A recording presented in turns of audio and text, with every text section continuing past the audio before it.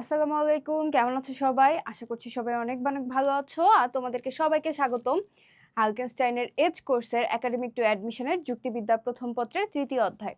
তো আমি আশা করছি যে তোমরা প্রথম ২টা চ্যাপ্টার খুব ভালো মতো পড়েছো। প্রথম ২টা চ্যাপ্টারের যে ক্লাসগুলো সেটা পুরোটা তোমরা দেখে তারপর ৩য় অধ্যায়টা শুরু করতে যাচ্ছ। তো তোমাদের যদি প্রথম ২য় অধ্যায় ক্লিয়ার হয়ে থাকে তাহলে আমরা আজকে ৩য় অধ্যায় পড়লে তুমি বুঝতে পারবে আরো ভালো মতো। তো আজকে আমাদের অধ্যায়ের নাম হচ্ছে যুক্তির উপাদান। তো এই অধ্যায়ে আমরা আজকে কি পড়বো?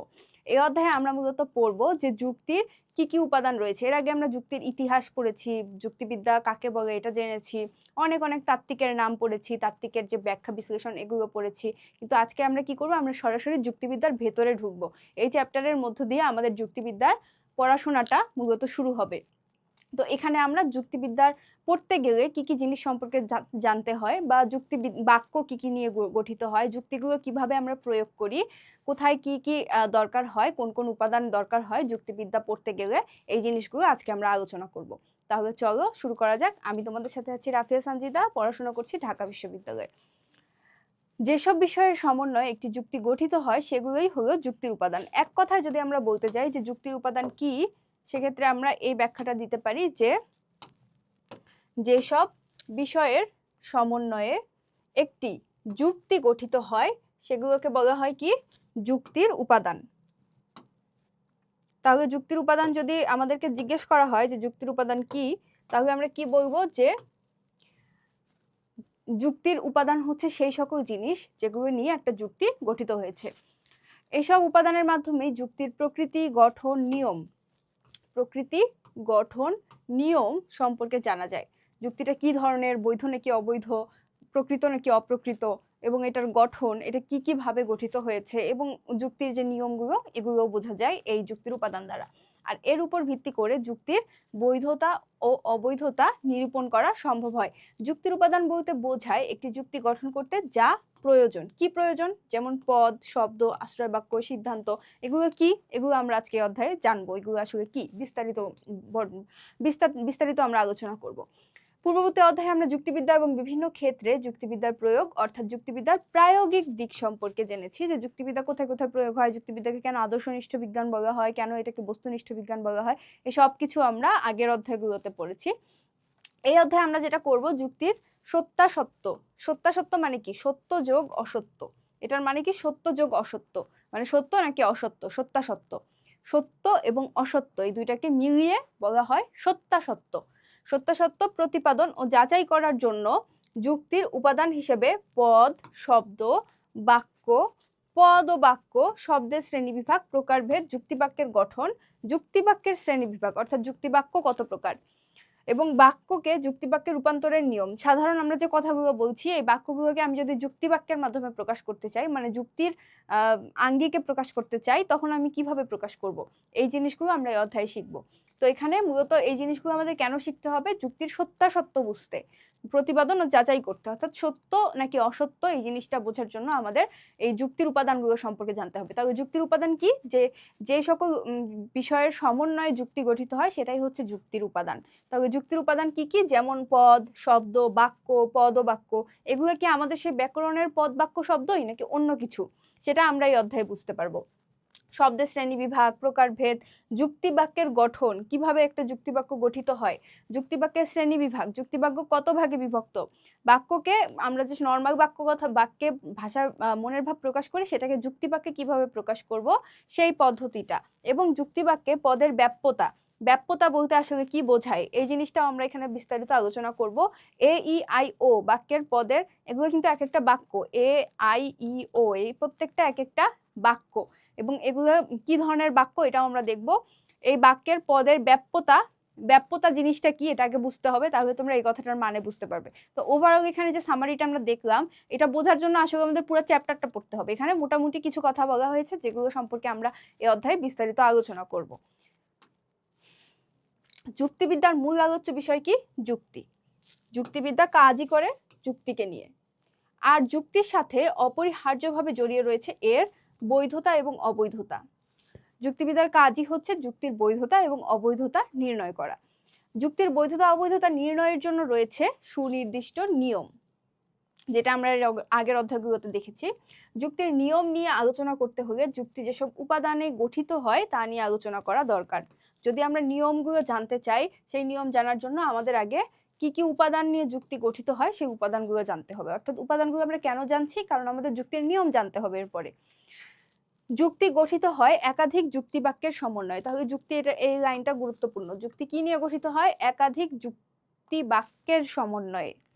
যে বাক্য দ্বারা যুক্তিকে প্রকাশ করা হয় সেই বাক্যগুলোকে বলা হয় যুক্তি বাক্য। তো যুক্তি সাধারণত একাধিক যুক্তি বাক্য নিয়ে গঠিত হতে পারে। আর যুক্তি বাক্যের অন্যতম উপাদান কি? পদ। এখন এই যুক্তি বাক্য কি নিয়ে গঠিত হয়? যুক্তি বাক্য যা নিয়ে গঠিত হয় তাকে বলা হয় পদ। তাই যুক্তি নিয়ে আলোচনা করতে হলে আগে আমাদের পদের প্রকৃতি ব্যাখ্যা করা প্রয়োজন। তাছাড়া যুক্তিবিদ্যার অন্যতম কাজ কি? যুক্তি বাক্যের সত্যতা নির্ণয় করা। যুক্তিবিদ্যার অন্যতম কাজই হচ্ছে সত্য নাকি অসত্য, যুক্তি বাক্যটা বৈধ নাকি অবৈধ, এই জিনিসটা প্রমাণ করা। সত্য মিথ্যা নির্ণয় করা, এক্ষেত্রেও পদের আলোচনা করা প্রয়োজন, কারণ পদই যুক্তি বাক্যের প্রধান উপাদান। তার মানে পদ আমাদের কেন জানা প্রয়োজন? দুইটা কারণে। একটা হচ্ছে যে যুক্তিবিদ্যা গঠিত হয়, মানে যুক্তি গঠিত হয় যুক্তি বাক্য দ্বারা, একাধিক যুক্তি বাক্য দ্বারা। আবার যুক্তি বাক্য কি দিয়ে গঠিত হয়? পদ দ্বারা। তাই যুক্তি জানতে হবে, যুক্তিকে বুঝতে হলে আমাদের আগে যুক্তি বাক্য বুঝতে হবে, এবং যুক্তি বাক্যকে যদি বুঝতে চাই তাহলে আমাদের পদ বুঝতে হবে। এই একটা কারণে আমাদের পদ সম্পর্কে জানতে হবে। এবং আরেকটা কারণ কি? আরেকটা হচ্ছে যে যুক্তি বাক্যের প্রধান কাজ কি? যুক্তি বাক্যের প্রধান কাজ হচ্ছে যে যুক্তিবিদ্যার প্রধান কাজ হচ্ছে যুক্তি বাক্যের সত্যতা নির্ণয় করা, সত্য নাকি মিথ্যা। এবং এই নির্ণয় করাটা বুঝতে হলে আমাদের পদ কি এটা আগে জানতে হবে, কারণ পদই হচ্ছে যুক্তি বাক্যের প্রধান উপাদান। ঠিক আছে? তবে পদ ছাড়াও যুক্তি গঠন করার জন্য তাহলে আমরা দুইটা কারণে পদ কেন জানবো। একটা হচ্ছে, এখানে আমি লিখে ফেলি কেন। একটা হচ্ছে যুক্তির সত্য অসত্য, যুক্তির সত্যাসত্য নির্ণয়।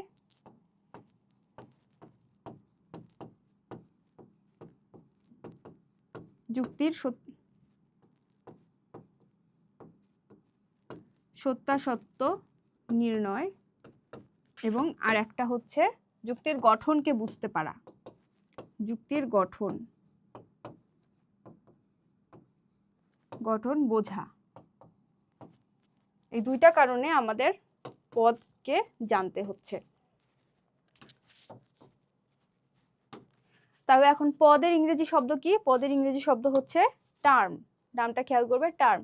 ইংরেজি টার্ম শব্দের বাংলা প্রতিশব্দ হচ্ছে পদ। ইংরেজি টার্ম শব্দটি এসেছে ল্যাটিন শব্দ টার্মিনাস থেকে। এটা গুরুত্বপূর্ণ, মনে রাখতে হবে। তাহলে ল্যাটিন ম্যাক্সিমাম যুক্তিবিদ্যা রিলেটেড যে সকল শব্দ রয়েছে সবই ল্যাটিন এবং গ্রিক থেকে এসেছে। তো আমরা এই টার্ম শব্দটাও পেয়েছি ল্যাটিন শব্দ থেকে। ল্যাটিন শব্দের যেটা থেকে এসেছে সেটা হচ্ছে টার্মিনাস। টার্মিনাসের মানে কি? টার্মিনাসের মানে হচ্ছে প্রান্ত বা সীমা। প্রান্ত এবং সীমা বলতে আমরা কি বুঝি? যে সীমা বা প্রান্ত বলতে আমরা সাধারণত একদম শেষের অংশ, মানে শেষের দিকের বা দুই মাথার যে অংশটা সেটাকে আমরা বুঝি। তাহলে পদ কি? পদ মূলত যুক্তিবাক্যের দুই মাথার দুইটা অংশ, যার কারণে এটাকে প্রান্ত বা সীমা, এই শব্দটা থেকেই মূলত পদ শব্দটা এসেছে বা টার্ম শব্দটা এসেছে। যুক্তিবাক্যের দুই প্রান্তে অবস্থান করা উদ্দেশ্য এবং বিধেয়। আমরা বাংলা ব্যাকরণে উদ্দেশ্য বিধেয় পড়েছি না? সেই উদ্দেশ্য বিধেয় আমরা কি দেখেছি? উদ্দেশ্য সামনে থাকে, একদম বাক্যের শীর্ষে থাকে, এবং বিধেয় একদম শেষে থাকে, শেষ প্রান্তে থাকে। তো যেহেতু দুই প্রান্তে অবস্থান করছে, সুতরাং এই দুইটা উদ্দেশ্য এবং বিধেয় যা নিয়ে গঠিত হয় তাই হচ্ছে পদ। কারণ পদ মানেই হচ্ছে প্রান্ত বা শেষ বোঝা। আচ্ছা, তো এই উদ্দেশ্য এবং বিধেয়কে বোঝানোর জন্য ল্যাটিন ভাষায় টার্মিনাস,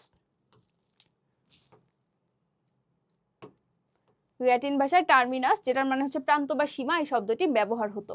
শব্দগত অর্থের এই দৃষ্টিকোণ থেকে পদের সংজ্ঞা দিতে গিয়ে কি বলা যায়? তো আমরা যদি ব্যুৎপত্তিগত ভাবে বা শব্দের যে উৎপত্তি সেটা অনুযায়ী যদি সংজ্ঞা দিতে যাই, তাহলে আমরা কি বলবো? যে কোনো যুক্তি বাক্যের দুই প্রান্তে ব্যবহৃত উদ্দেশ্য এবং বিধেয়কে পদ বলবো। তো আমরা জানি উদ্দেশ্য এবং বিধেয় বাক্যের দুই প্রান্তে অবস্থিত থাকে, তাই না? তো সেই দুই প্রান্তে অবস্থিত উদ্দেশ্য এবং বিধেয়, এই দুইটা অংশকে আমরা মূলত পদ বলতে পারি। সনাতনী যুক্তিবিদ্যায় পদের এই ধরনের সংজ্ঞা কম বেশি প্রচলিত ছিল। ব্যুৎপত্তিগত দিক দিয়ে এটাই হচ্ছে আমাদের যুক্তিবিদ্যার পদ যাকে বলে আর কি। এরপর পদের সংজ্ঞা ও উদাহরণ। সমকালীন যুক্তিবিদ্যায় পদের উপরের সংজ্ঞাটি গ্রহণ করা হয় না। এটা হচ্ছে সনাতনী যুক্তিবিদ্যায় বা প্রাচীনকালের যুক্তিবিদ্যা, যেটা আমরা প্রথম অধ্যায়ে দেখেছি। সনাতনী কোনটা, সাম্প্রতিক কোনটা। সনাতনী হচ্ছে ওই যে ওই ঐতিহাসিকভাবে যেটা আসছে সেটার সংজ্ঞা এটা মেনটেন করে, কিন্তু সাম্প্রতিক কালের যে সংজ্ঞাটা সেটা আসলে আগের এই বিষয়টাকে মানে না। তো সমকালীন যুক্তিবিদ্যায় কি বলে, পদের উপরের সংজ্ঞাটি গ্রহণ করা হয় না, বর্তমানে পদকে আরো ব্যাপক অর্থে ব্যবহার করা হয়। আগেরটা আসলে খুবই ছোট একটা অর্থে হয়ে গেছে। তো সমকালীন অর্থে যে সমকালীন যুক্তিবিদ্যায় পদ আসলে অনেক ব্যাপক অর্থে ব্যবহার হয়। এই ব্যাপক দৃষ্টিকোণ থেকে কেবল বাক্যে ব্যবহৃত হয়েছে এমন উদ্দেশ্য বা বিধেয়ই নয়, অর্থাৎ শুধুমাত্র এটা পদ আসলে উদ্দেশ্য এবং বিধেয়ের মধ্যে সীমাবদ্ধ না, এর বাইরেও রয়েছে। বরং কোনো যুক্তিবাক্যের উদ্দেশ্য বা বিধেয় হওয়ার যোগ্যতা রাখে এমন যে কোনো শব্দ বা শব্দ সমষ্টিকেই পদ বলা হয়। কোন যুক্তিবাক্যের উদ্দেশ্য বা বিধেয় হওয়ার যোগ্যতা রাখে এমন যে কোনো শব্দ বা শব্দ সমষ্টিতেকেই পদ বলা হচ্ছে। অর্থাৎ পদ হতে গেলে তোমার যুক্তিবাক্যের উদ্দেশ্য বা বিধেয় হিসেবে ব্যবহার হতে হবে বিষয়টা তা না, ব্যবহার হওয়ার যোগ্য হলেই সেটাকে আমরা পদ বলতে পারি। অর্থাৎ এটা নট নেসেসারি যে আমার বাক্যে বসতেই হবে, না বসলেও যদি বসার যোগ্য হয় তাহলে আমি এটাকে পদ বলতে পারি। যেমন ধরো তুমি ধরো একজন স্টুডেন্ট, তোমার হয়তো তুমি হয়তো ইউনিভার্সিটিতে পড়ো না, কিন্তু তোমার যোগ্যতা আছে ইউনিভার্সিটিতে পড়ার বা ঢাকা ইউনিভার্সিটিতে পড়ার, তোমার যোগ্যতা আছে, তাহলে আমি তোমাকে কি ঢাকা ভার্সিটির স্টুডেন্ট বলতে পারবো? সনাতনী অর্থে হয়তো ঢাকা ভার্সিটির স্টুডেন্ট হইতে গেলে তোমাকে ওখানে চান্স পেতে হবে, কিন্তু তুমি চান্স পাও নাই, কিন্তু তোমার চান্স পাওয়ার যোগ্যতা ছিল, তারপরেও তুমি সেখানকার স্টুডেন্ট হিসেবে গণ্য হতে পারবা, বা তোমাকে একজন ভালো স্টুডেন্ট আমরা বলতে পারবো। তো পদের বিষয়টাও ঠিক একই। পদের বিষয়ে সনাতনীভাবে আগে চিন্তা করা হতো যে পদ হতে হবে যে বাক্যে বসতে হবে, উদ্দেশ্য এবং বিধেয় যুক্তিবাক্যে থাকতে হবে, তখন সেটা পদ হবে। কিন্তু সাম্প্রতিককালে বলা হয় যে যুক্তিবাক্যে থাকতেই হবে বিষয়টা এরকম না, থাকার যোগ্য যদি এরকম কোনো শব্দ থাকে সেটাকে আমরা পদ বলতে পারবো। আশা করছি তোমরা এটা বুঝতে পারছো।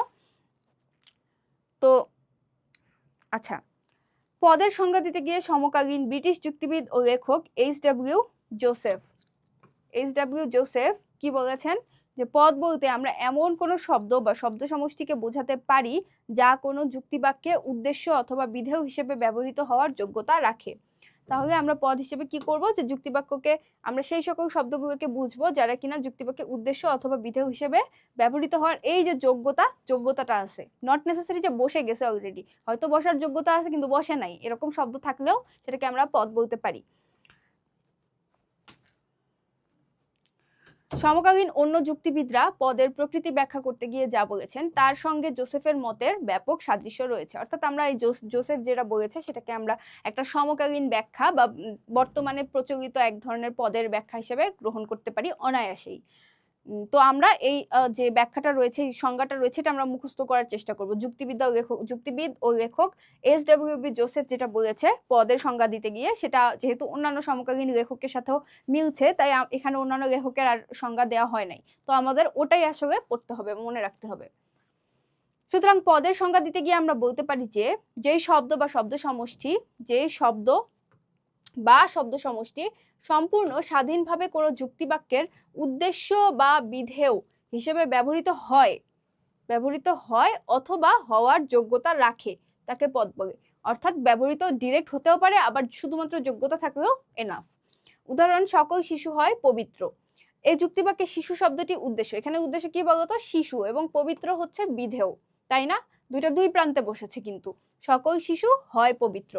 তাহলে শিশু শব্দটি যদি উদ্দেশ্য পদ হিসেবে এবং পবিত্র শব্দটি বিধেয় পদ হিসেবে ব্যবহৃত হয়েছে, যদি শব্দ দুটি এরকম যুক্তিবাক্যে ব্যবহৃত না হয় তাও এগুলোকে পদ বলা যাবে। যদি আমি শুধু লিখি শিশু বা বালক বা মানুষ, এগুলা কি আমি পদ বলতে পারবো? এগুলোকে আমি অবশ্যই পদ বলতে পারবো, কারণ এগুলো কোনো যুক্তিবাক্যে এখনো বসেনি, কিন্তু আমি চাইলেই বানাতে পারি। যেমন সকল বালক হয় নিষ্পাপ, সকল মানুষ হয় মরণশীল। তো এটা তো এক ধরনের যুক্তিবাক্য। তো যুক্তিবাক্যে বসার মতো কোনো শব্দ শুধুমাত্র আলাদাভাবে থাকলেও সেটা হচ্ছে পদ হতে পারে। কেননা এই দুটি শব্দ যে কোনো যুক্তিবাক্যের উদ্দেশ্য অথবা বিধেয় হওয়ার যোগ্যতা রাখে। এখানে যোগ্যতাটা গুরুত্বপূর্ণ। সমকালীন যুক্তিবিদ্যায় যোগ্যতাটাকে গুরুত্ব দেওয়া হয়েছে। পদ হওয়ার যে যোগ্যতা সেটা থাকলেই এনাফ, মানে উদ্দেশ্য এবং বিধেয় হওয়ার যে যোগ্যতা সেটা যদি কোনো শব্দের থাকে তাহলে সেটাকে আমরা পদ বলবো। অর্থাৎ শুধু যুক্তিবাক্যে ব্যবহৃত হওয়ার গুণের উপর নয়, বরং ব্যবহৃত হওয়ার যোগ্যতা থাকার উপরও কোনো শব্দ বা শব্দ সমষ্টির পদ হওয়া নির্ভর করে।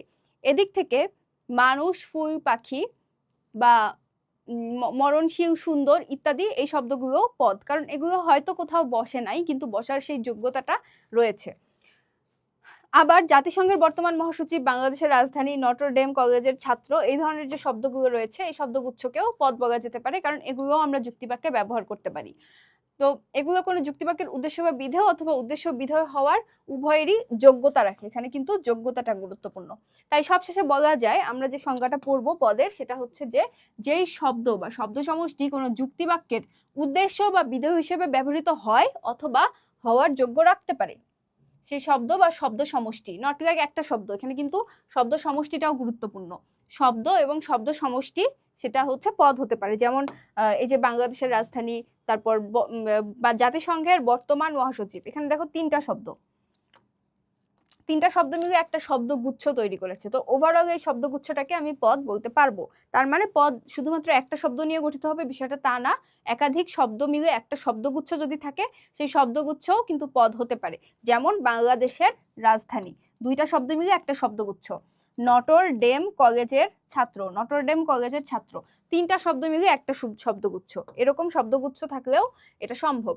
এরপর আসে বাক্য, যেটা হচ্ছে সেন্টেন্স, আমরা নর্মালি যেটাকে বাক্য হিসেবে জানি সেটাই। বাক্য বলতে আমরা ইংরেজি সেন্টেন্সকে বুঝি। এদিক থেকে মনের ভাব প্রকাশযোগ্য শব্দ সমষ্টি বাক্য, আমরা যেটা জানি সেটা সনাতনী যে বাক্যের সংজ্ঞা জানি, সেটার মানে কি, যে মনের ভাব প্রকাশযোগ্য শব্দ সমষ্টিকেই আমরা বাক্য বলছি, তাই না? সাধারণভাবে বাক্য বিভিন্ন রকমের হতে পারে, যেমন বিবৃতিমূলক, প্রশ্নবোধক, আদেশ নিষেধমূলক, আনন্দ বেদনামূলক অথবা বিস্ময়মূলক। আমরা যেটা জানি আর কি বাক্য কত প্রকার, আমরা জানি বাক্য সাধারণত 5 প্রকার হয়ে থাকে। এর মধ্যে রয়েছে বিবৃতিমূলক, অ্যাসার্টিভ, ইন্টারোগেটিভ, এম্পারেটিভ, অপটেটিভ, আরেকটা কি এক্সক্লেমেটরি।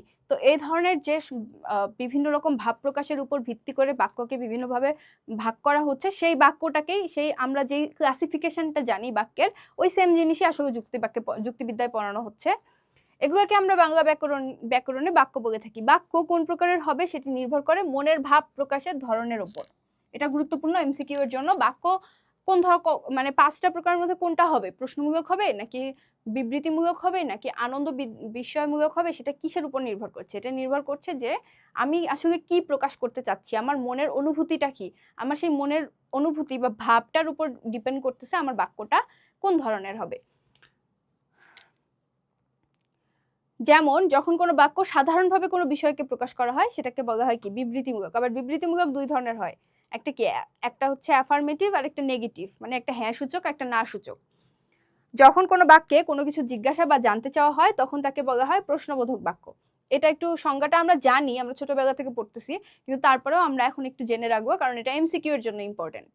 এভাবে বাক্যে মনের ভাব প্রকাশে যেভাবে প্রকাশিত হয় সেই অনুযায়ী বাক্যের ধরন নির্ধারিত হয়। প্রশ্ন প্রকাশিত হলে প্রশ্নবোধক, সাধারণভাবে একটা কথা প্রকাশিত হলে সেটা বিবৃতিমূলক, তারপরে আদেশ নিষেধ এটা যদি প্রকাশিত হয় তখন কি, তখন অপটেটিভ। এইরকম বিভিন্ন রকম ভাবের উপর ডিপেন্ড করতেছে আমার বাক্য কোন প্রকারের হবে, তাই না? যুক্তিবিদ্যায় আমরা একটি বিশেষ ধরনের বাক্য নিয়ে কাজ করি। আমরা এখানে যুক্তিবিদ্যায় কিন্তু সব ধরনের বাক্য নিয়ে কাজ করি না, এটা হচ্ছে এক ধরনের বিশেষ ধরনের বাক্য নিয়ে আমরা যুক্তিবিদ্যায় কাজ করি। যুক্তিবিদ্যা যুক্তি সংক্রান্ত বিদ্যা, যুক্তি গঠিত হয় কিছু বিশেষ প্রকৃতির বাক্য দিয়ে, যাকে আমরা যুক্তি বাক্য বলে থাকি, তাই না? আমরা কিন্তু সাধারণ ভাষায় যে বাক্যটা বলি, বাক্যটা কিন্তু 5 ধরনের, মানে বিভিন্ন ধরনের ভাব প্রকাশ করতে পারে, সেটার উপর ভিত্তি করে 5 ভাগে ভাগ করা হয়। কিন্তু যুক্তিবিদ্যায় আমরা সাধারণ বাক্যকে ব্যবহার করব না, আমরা সাধারণ বাক্যকে যুক্তিকে বাক্যের মাধ্যমে প্রকাশ করার চেষ্টা করি, যেটাকে আমরা যুক্তি বাক্য বলি। এই বাক্যগুলো ভাষায় ব্যবহৃত সাধারণ বাক্যের মতো ভাব প্রকাশক বাক্য নয়, এটা মনে রাখতে হবে। আমরা যে সাধারণ ভাব প্রকাশ করি যে বাক্যগুলো, সেটার সাথে এই বাক্যটা এক না, দুটা আলাদা। এগুলো কেবল বিবৃতিমূলক বাক্য, এটাকে কি বলা হয়, বিবৃতিমূলক বাক্য।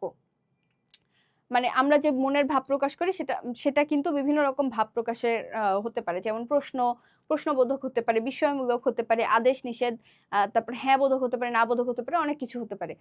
কিন্তু যুক্তিবাক্যে যেটা হয়, এখানে কোনো ইমোশন থাকে না, এখানে কোনো মনের ভাব থাকে না, এখানে একটা জাস্ট স্টেটমেন্ট থাকে, একটা জাস্ট বিবৃতি থাকে, এটা হতে পারে হ্যাঁ সূচক, হতে পারে না সূচক, জাস্ট এটাই থাকে। বিবৃতি আমরা তো জানি বাক্যের প্রথম ভাগটা কি, প্রথম যে ধরনটা ওটা হচ্ছে বিবৃতিমূলক। বিবৃতির আবার দুইটা ধরন থেকে, হ্যাঁ বোধক এবং না বোধক, মানে অ্যাসার্টিভ থেকে অ্যাফার্মেটিভ আর নেগেটিভ।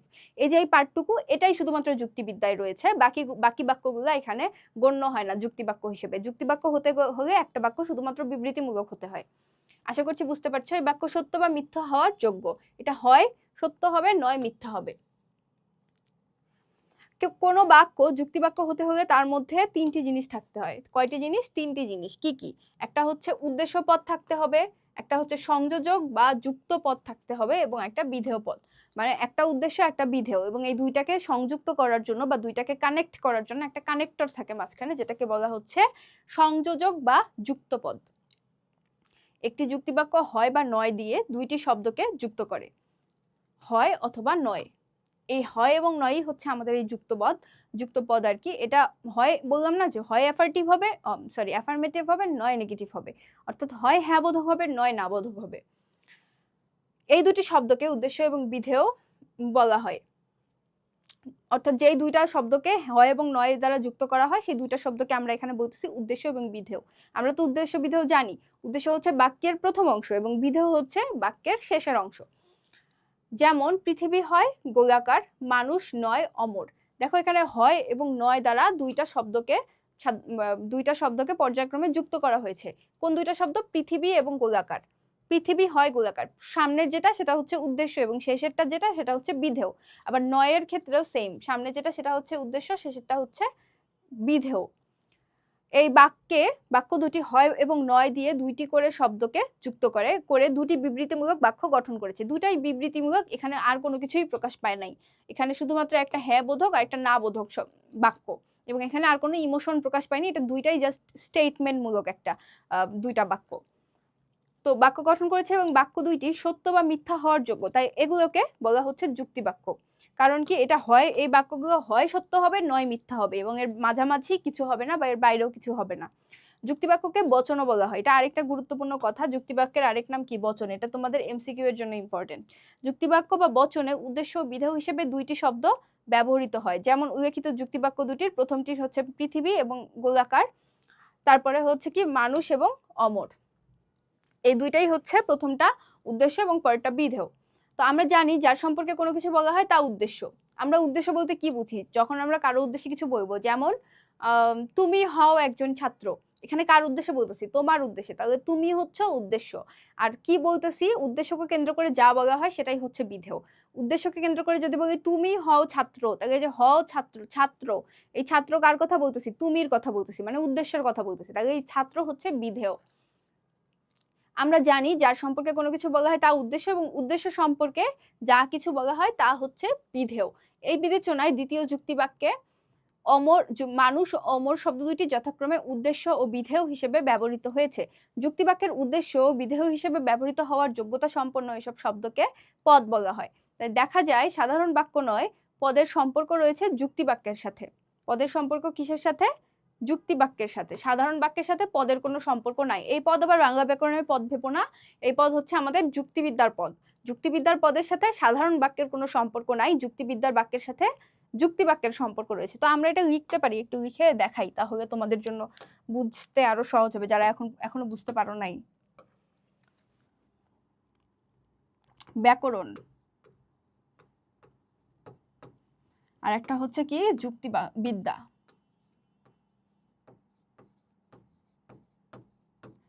ব্যাকরণেও কিন্তু দুইটা জিনিস আছে, একটা কি পদ, আরেকটা জিনিস আছে শব্দ, আরেকটা জিনিস আছে বাক্য। তো আমরা এই ব্যাকরণের এটার সাথে যুক্তিবিদ্যার পদ এবং যুক্তিবাক্য, এখানে আসলে বাক্যের কোনো গুরুত্ব নাই, যুক্তিবাক্য, এই জিনিসগুলো মিলাবো না, দুইটা আলাদা আলাদা জিনিস। এখানকার পদ আলাদা, ওখানকার পদ আলাদা, এইটার শব্দ আলাদা, ওখানেও শব্দের কাজ আছে, সেটা আমরা আরো জানতেছি। এখানে বাক্য আলাদা, এখানে কোনো বাক্যের কোনো কাজ নেই, এখানে যা কাজ হয় যুক্তিবাক্য দিয়েই কাজ হয়। দুইটা কিন্তু আলাদা জিনিস।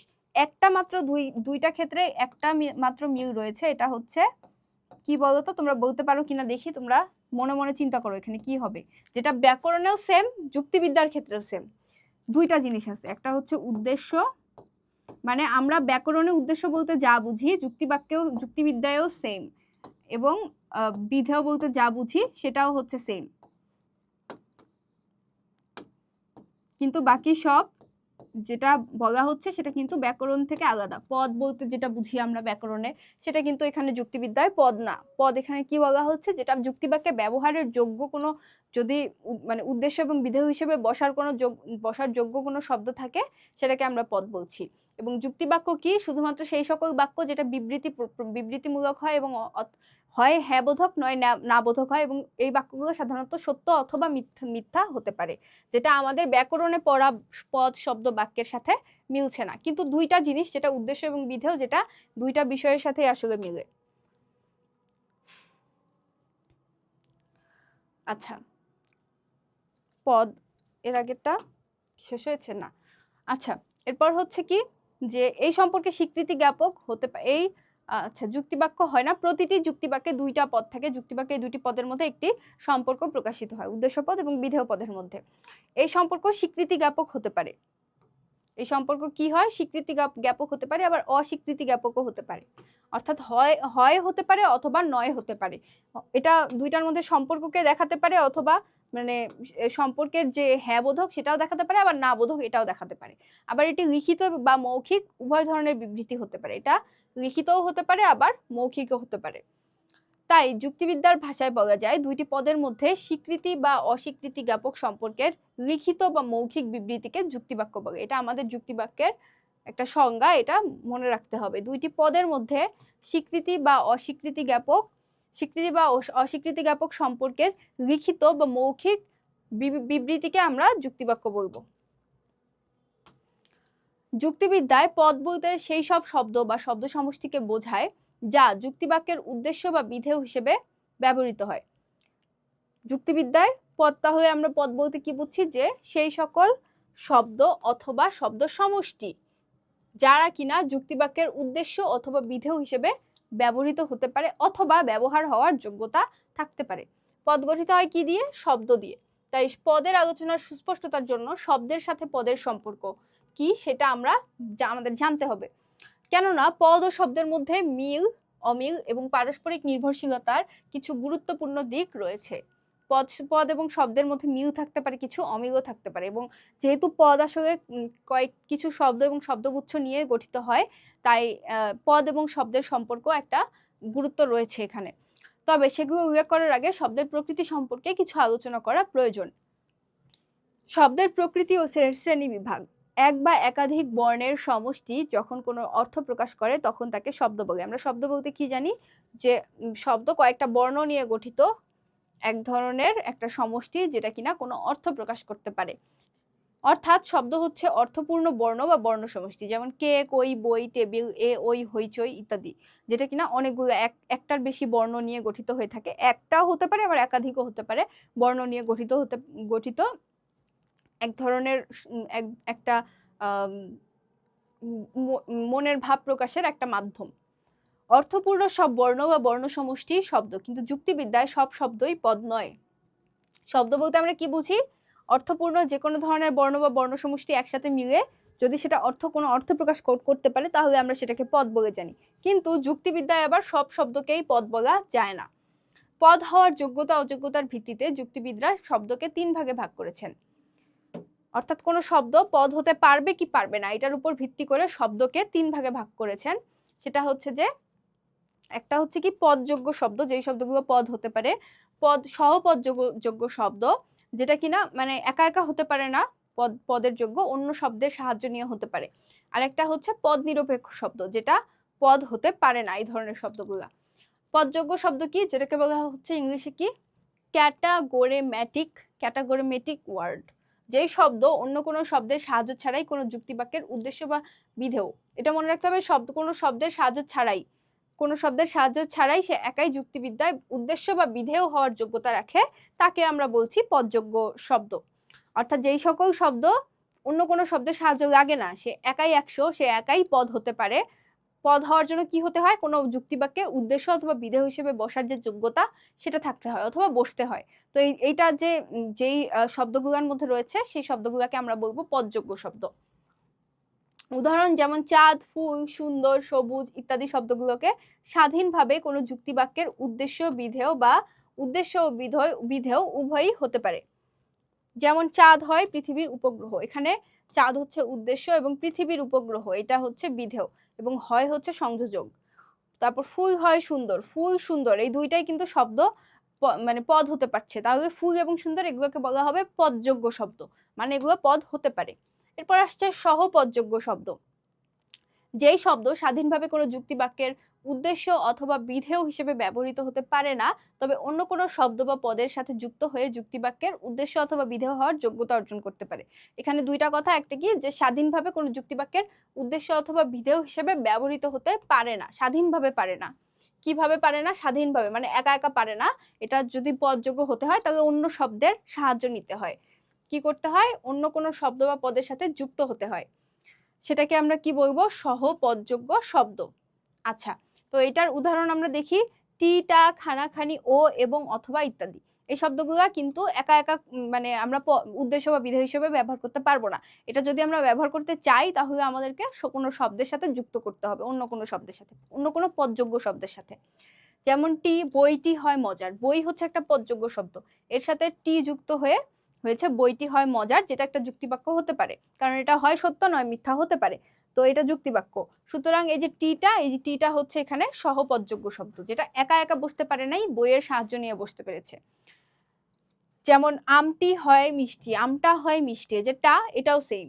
তো আমরা যেই জিনিসগুলোকে জানি, যেমন টাটি, খানাখানি, এই যেমন একটা পরিপূর্ণ শব্দের সাথে বসতে হয়, সাহায্য নিতে হয়, সেটাই মূলত সহপদযোগ্য, সেই শব্দগুলোই সহপদযোগ্য শব্দ।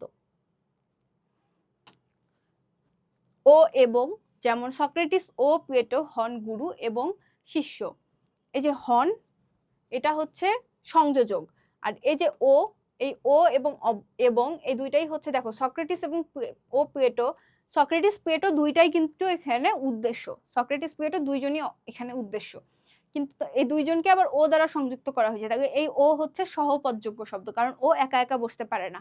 আবার শিষ্য এবং গুরু দুইটার মাঝখানে দেখো, তাহলে শিষ্য গুরু এই দুইটাই হচ্ছে আমাদের এখানে বিধেয়। যেমন রাসেল অথবা রবীন্দ্রনাথ হন যুক্তিবিদ, এখানে হন কি? হন হচ্ছে সংযোজক, যুক্তিবিদ হচ্ছে বিধেয়, রবীন্দ্রনাথ হচ্ছে উদ্দেশ্য, রাসেল কি? রাসেলও উদ্দেশ্য, দুইটা উদ্দেশ্য এখানে। আর অথবা দ্বারা যুক্ত করা হয়েছে, অথবা হচ্ছে সহপদযোগ্য শব্দ। তো এখান থেকে এমসিকিউ আসতে পারে, বলতে পারে এখানে অথবা কি? অথবা এখানে হবে সহপদযোগ্য শব্দ। পদ নিরপেক্ষ শব্দ, পদ নিরপেক্ষ শব্দ কি? যে সকল শব্দ পদ হতে পারে না সে সকল শব্দগুলোকে পদ নিরপেক্ষ শব্দ বলে। যে শব্দ স্বাধীনভাবে কোনো যুক্তিবাক্যের উদ্দেশ্য বা বিধেয় হিসেবে ব্যবহৃত হতে পারে না, এমনকি কোনো পদের সাহায্য নিয়েও কোনো যুক্তিবাক্যের উদ্দেশ্য বা বিধেয় হতে পারে না। সহপদযোগের ক্ষেত্রে আমরা দেখেছি ওটা কিন্তু একা একা মানে হতে না পারলেও আরেকটা শব্দের সাহায্য নিয়েছে, কিন্তু পদ নিরপেক্ষ শব্দ অন্য কোনো শব্দের সাহায্য নিয়েও এটা পদ হতে পারে না, এটা পদ হতেই পারে না কোনোভাবেই। এটাকে বলা হয় কি? পদ অযোগ্য বা পদ নিরপেক্ষ শব্দ। পদ অযোগ্য শব্দ কখনোই পদ হতে পারে না। উদাহরণ যাও, খাও, ছি, তারপর এখানে আরো কিছু শব্দ আছে, আহা, ওহো, মরি, মরি, ওগো, ওহে, হায়, মানে যেগুলো এক্সক্লেমেটরি শব্দ হয় বা বিস্ময় জ্ঞাপক যে শব্দগুলো হয়, যেখানে যে শব্দগুলো আমরা সাধারণত ব্যবহার করি আমাদের অনুভূতি প্রকাশের জন্য। সাধারণত যুক্তিবাক্য তো অনুভূতি সংক্রান্ত বাক্যগুলো হয় না, যুক্তিবাক্য হয় শুধুমাত্র বিবৃতিমূলক বাক্য। তাই এই যে বিস্ময়সূচক যে শব্দগুলো রয়েছে এগুলো সাধারণত পদ নিরপেক্ষ শব্দ, অর্থাৎ এগুলো পদ হতে পারে না, এমনকি কোনো শব্দের সাহায্য নিয়েও হতে পারে না। এই শব্দগুলো কখনোই কোনোভাবে পদ হওয়ার বা হবার যোগ্যতা রাখে না। এখানে দেখানো হয়েছে শব্দ তিন ভাগে ভাগ করা হয়েছে, একটা হচ্ছে পদযোগ্য, একটা হচ্ছে সহপদযোগ্য এবং আরেকটা হচ্ছে পদ নিরপেক্ষ শব্দ। পদযোগ্য আমরা কি জানলাম? যেগুলো সরাসরি পদ, যে শব্দগুলো পদ হতে পারে। সহপদযোগ্য কি? হতে পারে না, স্বাধীনভাবে পদ হতে পারে না, কিন্তু অন্য শব্দের সাহায্য নিয়ে হতে পারে। একটা কি? পদ নিরপেক্ষ শব্দ, যেটা কিনা বিস্ময়সূচক শব্দগুলা, যেগুলো কিনা স্বাধীনভাবে নিজেরাও পারে না, এমনকি অন্য কোনো শব্দের সাহায্য নিয়েও পদ হতে পারে না। তো উপরের তিন প্রকার শব্দের মধ্যে কেবলমাত্র পদযোগ্য শব্দই স্বাধীনভাবে কোনো যুক্তিবাক্যের উদ্দেশ্য অথবা বিধেয় হিসেবে হওয়ার বা হবার যোগ্যতা রাখে। এই জিনিসগুলো খুবই মনোযোগ সহকারে প্রশ্নে আসলে প্রশ্ন খুব মনোযোগ দিয়ে পড়তে হয়, তাহলে এমসিকিউ ভুল হওয়ার অনেক সম্ভাবনা থাকে। তো কি বলেছে, পদযোগ্য শব্দ স্বাধীনভাবে, শুধুমাত্র পদযোগ্য শব্দই নিজে নিজে কারো সাহায্য ছাড়া একা একা পদ হতে পারে। আচ্ছা, এখানে একটা ছকের সাহায্যে দেখানো হয়েছে পদযোগ্য শব্দ কি পদ হবার যোগ্যতা কি রাখে? হ্যাঁ রাখে, এখানে হ্যাঁ বলা হয়েছে। পদ হবার যোগ্যতা রাখে না, না রাখে না। তারপর হচ্ছে সাহায্য লাগে না, অন্য সাহায্য লাগে কি না, না সাহায্যও লাগে না।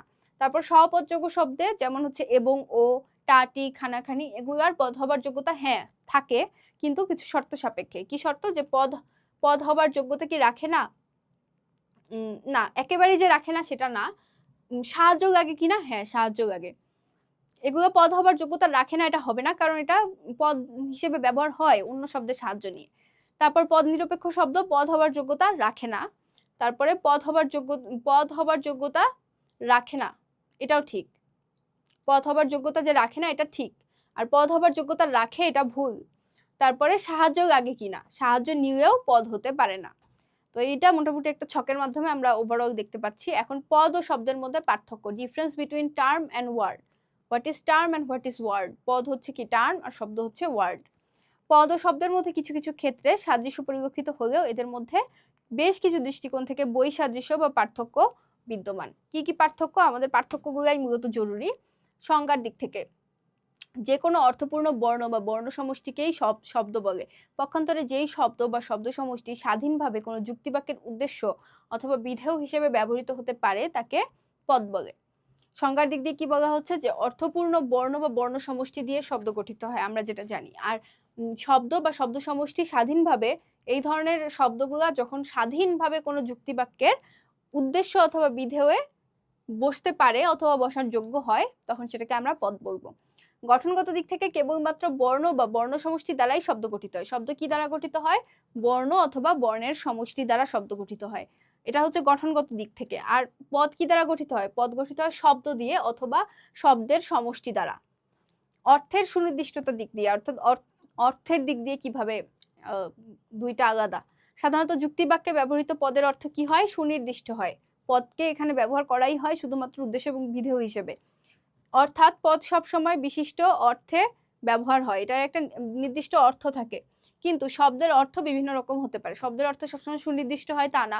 শব্দের অর্থের মধ্যে অনেক সময় ধোঁয়াশা থাকতে পারে, কিছু রহস্য থাকতে পারে, বিস্ময় থাকতে পারে, অনুভূতির প্রকাশ থাকতে পারে। কিন্তু যুক্তিবাক্যে যেই শব্দগুলো ব্যবহার হয় পদ হিসেবে, সেই পদগুলো তো আবার সুনির্দিষ্ট হয়, এখানে একদম মানে বিবৃতিমূলক হয় সাধারণত। বিশেষ অর্থের দিক থেকে কোনো বিশেষ অর্থে সহপদযোগ্য শব্দ এবং পদ নিরপেক্ষ শব্দ পদ হিসেবে ব্যবহৃত হতে পারে, কিন্তু তখন তাদেরকে কোনো বস্তু, বিষয় বা ঘটনা হিসেবে গ্রহণ করা হয়, যা স্বভাবজাত অর্থ নয়। অর্থের দিক থেকে কি বলা হচ্ছে, যে বিশেষ অর্থে ব্যবহার হতে পারে সহপদযোগ্য শব্দ টিটা, খানাখানি, এবং পদ নিরপেক্ষ যে শব্দ হাই, হাই, সাবাস, এরকম যে ভাবমূলক যে শব্দগুলো রয়েছে, এগুলো পদ হিসেবে ব্যবহৃত হতে পারে না তা না, হতে পারে কিন্তু এটা কিছু নির্দিষ্ট ক্ষেত্রে এবং কোনো বিশেষ অর্থে, কিন্তু তখন তাদেরকে কোনো বস্তু, বিষয় বা ঘটনা হিসেবে গ্রহণ করা হয়। এগুলোকে বস্তু, বিষয় বা ঘটনা হিসেবে গ্রহণ করা হয়, যেটা কিনা স্বাভাবিক কিছু না। তো এটা যুক্তিবাক্যের ক্ষেত্রে হয় শুধুমাত্র, নর্মালি কিন্তু হয় না।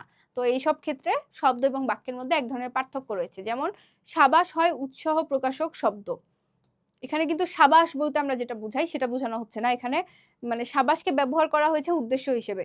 মানে সাবাস হয় একটি উৎসাহ প্রকাশক শব্দ, এই উৎসাহ প্রকাশক শব্দ হচ্ছে বিধেয়, সাবাস হচ্ছে উদ্দেশ্য।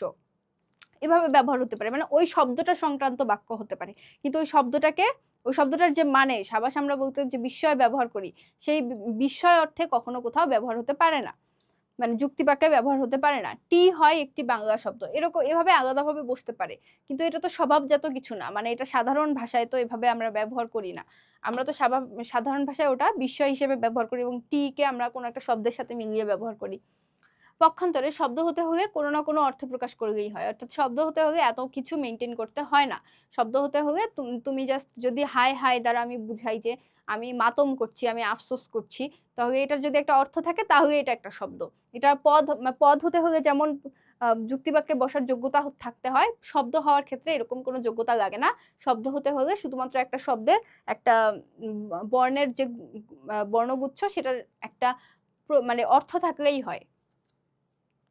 শব্দের প্রকারভেদগত দিক থেকে শব্দকে কত ভাগে ভাগ করা যায়? 3 ভাগে। একটা হচ্ছে কি পদযোগ্য শব্দ, সহপদযোগ্য শব্দ এবং পদ নিরপেক্ষ শব্দ। এর মধ্যে কেবল পদযোগ্য শব্দই পদ হওয়ার যোগ্য। এটা হচ্ছে শব্দের প্রকার ভেদ।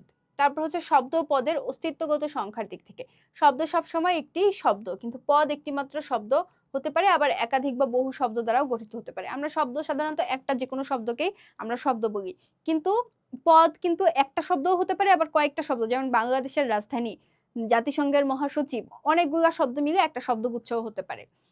যেমন ঢাকা, কলেজ, ছাত্র ইত্যাদি প্রত্যেকটি এক একটি শব্দ, কিন্তু ঢাকা কলেজের ছাত্র এই 3টি শব্দ মিলে একটি পদ হতে পারে যখন তাকে যুক্তিবাক্যে এইভাবে ব্যবহার করা হয়। ব্যবহারের দিক থেকে শব্দ সাধারণভাবে ভাষায় ব্যবহৃত হয়, পক্ষান্তরে পদ কেবল যুক্তিবাক্যে ব্যবহার হয়। শব্দ ভাষায় ব্যবহার হয় আর পদকে শুধুমাত্র যুক্তিবাক্যে ব্যবহার করা হয়। যে পদ আর কি যুক্তিবাক্যের পদ, সেটা যুক্তিবাক্যেই ব্যবহার করা হয়। আঙ্গিক সম্পর্কের দিক থেকে শব্দ হচ্ছে বাক্যের ক্ষুদ্রতম অংশ, অপরদিকে পদ হলো যুক্তিবাক্যের ক্ষুদ্রতম অংশ। শব্দ কি? বাক্যের ক্ষুদ্রতম অংশ, আর পদ হচ্ছে যুক্তিবাক্যের ক্ষুদ্রতম অংশ। দুইটা কিন্তু আলাদা জিনিস, একটা হচ্ছে ব্যাকরণের অংশ আর একটা হচ্ছে যুক্তিবিদ্যার অংশ। পরিমাণগত দিক থেকে সব পদই শব্দ, কিন্তু সব শব্দই পদ নয়, এটা বুঝতে হবে তোমাদের। সব পদই কি শব্দ, কারণ সব পদই কোনো না কোনো শব্দ থেকে এসেছে, মানে কোনো না কোনো শব্দই সেটা পদ হিসেবে ব্যবহার করা হচ্ছে, কিন্তু সব শব্দকে আমরা পদ বলতে পারবো না। সব ধরনের সব শব্দ পদ হতে পারে না। পদযোগ্য শব্দগুলাই শুধুমাত্র পদ হতে পারে, বাকি যেটার পদ নিরপেক্ষ রয়েছে সব তো আর পদ হতে পারে না। তাই পরিমাণগত দিক থেকে শব্দের পরিমাণ বেশি, যেহেতু শব্দ একদম সীমাহীন তাই শব্দের পরিমাণ বেশি। পদ খুবই লিমিটেড, শুধুমাত্র যেই শব্দগুলো পদযোগ্য সেটাকে আমরা পদ বলতে পারি, তাই পদের সংখ্যা কম, পদের পরিমাণ সীমিত, কেননা সকল শব্দের মধ্যে কেবল একটি অংশই যুক্তিবিদ্যায় পদ হিসেবে পরিগণিত হয়। ধারণা প্রকাশের দিক থেকে মানুষের ইচ্ছা, অনুভূতি, আবেগ, কল্পনা, সন্দেহ ইত্যাদি সর্বপ্রকার চিন্তা বা ধারণা শব্দ দ্বারা প্রকাশিত হয়। শব্দ দ্বারা আমরা ধারণাকে প্রকাশ করতে পারি। ধারণা মানে আমাদের কোনো অনুভূতি বা মনের ভাব, সেটাকে প্রকাশ করতে পারি, কিন্তু পদ মনের ভাব প্রকাশ করে না। পদ কেবল যৌক্তিক চিন্তা, যেখানে কিনা কোনো অনুভূতি নাই, সেটা শুধুমাত্র এক ধরনের বিবৃতিমূলক বাক্য। যৌক্তিক চিন্তা বা ধারণামূলক চিন্তা বা ধারণারই প্রকাশ ঘটায়। শর্তের দিক থেকে শব্দ হতে হলে সেটাকে অর্থপূর্ণ বর্ণ বা বর্ণের সমষ্টি হতে হয়, সেই বর্ণগুলোর এক ধরনের অর্থ থাকতে হয়, তবেই সেটা এক ধরনের শব্দ হয়। কিন্তু পদের ক্ষেত্রে আরো কিছু শর্ত মেনে চলতে হয়। পদ হতে হলে শুধুমাত্র অর্থের প্রকাশ করলেই সেটা পদ হয় না, পদের ক্ষেত্রে কি করতে হয়? ওই জিনিসগুলোকে উদ্দেশ্য এবং বিধেয় হিসেবে ব্যবহার করার যে যোগ্যতা, সেটা থাকতে হয়। শব্দের তুলনায় পদ হওয়ার জন্য বেশি শর্ত মেনে চলতে হয়। শব্দ হতে হলে শুধুমাত্র অর্থ থাকলেই হয়, কিন্তু পদ হতে হলে এর চেয়ে বেশি শর্ত মেনটেন করতে হয়। তাহলে পদ হওয়ার শর্ত বেশি, শব্দের শর্ত কম। ভাষায় ব্যবহারের স্থানের দিক থেকে কোনো বাক্যের যে কোনো স্থানে ব্যবহৃত যে কোনো অর্থপূর্ণ বর্ণ বা বর্ণ সমষ্টি শব্দ, অর্থাৎ বাক্যের প্রত্যেকটা অংশই এক একটা শব্দ, অর্থাৎ শব্দ বাক্যের যে কোনো স্থানেই বসতে পারে। পক্ষান্তরে পদ কেবল যুক্তিবাক্যের দুই প্রান্তে বসে। আমরা দেখলাম পদ শব্দটা ইংরেজি যে শব্দ থেকে এসেছে, ল্যাটিন যে শব্দ থেকে এসেছে, সেটার মানেই হচ্ছে প্রান্ত বা সীমানা, অর্থাৎ পদ শব্দটা শুধুমাত্র দুই প্রান্তে বসে থাকে, কিন্তু শব্দ কিন্তু বাক্যের শেষে, মাঝে, শুরুতে, সব জায়গায় হচ্ছে শব্দ বসতে পারে। সুতরাং দেখা যাচ্ছে শব্দ পদের মধ্যে বিভিন্ন দিক থেকে কি রয়েছে? পার্থক্য রয়েছে। যদিও শব্দ দিয়েই পদ গঠিত হয়, কিন্তু তারপরেও দুইটা কিন্তু আলাদা জিনিস। এদের মধ্যকার পার্থক্য সবসময় একরকম নয়।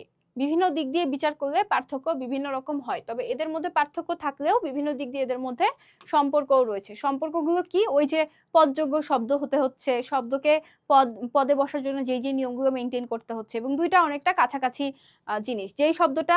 যেই বর্ণগুচ্ছটা শব্দ হতে পারে, সেই বর্ণগুচ্ছটা একইভাবে পদও হতে পারে। তাহলে দুইটা তো একই জিনিস, মানে দুইটার মধ্যে সম্পর্ক রয়েছে। এখন আমরা দেখব পদের ব্যক্তর্থ এবং জাত্যর্থ। হোয়াট ইজ ব্যক্তর্থ এবং হোয়াট ইজ জাত্যর্থ, এটা আমাদের বুঝতে হবে আগে।